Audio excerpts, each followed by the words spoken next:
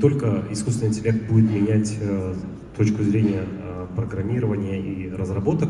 Искусственный интеллект сейчас плотно заходит во все отрасли, и в финансовые отрасли, и в программирование, и в медицину, и так далее. Он везде будет присутствовать. И вот как я каждый раз начинаю рассказывать, вот на той неделе у нас были студенты из ТГНУ, юридический факультет. И мы начали с ними обсуждать, как ты можешь применять искусственный интеллект именно в юриспруденции. И ребята начали думать, ну, что мы можем делать? Ну, контракты, наверное, создавать. Я говорю, окей, анализировать можешь контракты?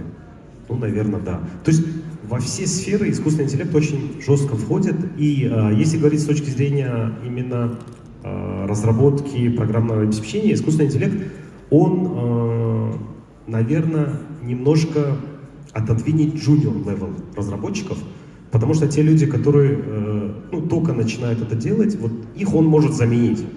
Но мидлов, сеньоров, они будут писать искусственный интеллект.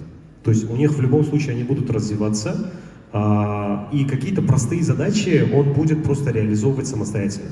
И к чему я это все говорю, что искусственный интеллект — это инструмент про эффективность. То есть он будет просто улучшать эффективность, и люди начнут просто быстрее реализовывать какие-то проекты простые.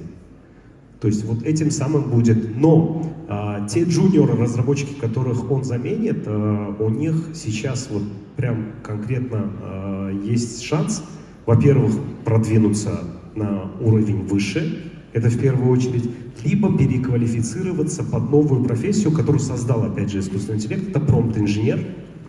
Это человек, который общается с искусственным интеллектом. То есть они могут квалифицироваться туда, либо выйти на уровень выше. Поэтому развивайтесь. И IT — это вообще такая сфера, в которой ты постоянно должен развиваться. То есть там не получится так, что ты добился каких-то базовых знаний и там 20 лет работаешь в этом направлении. Нет. Ты каждый день должен обучаться, каждый день должен работать над собой. Поэтому да, он уберет слабые звенья.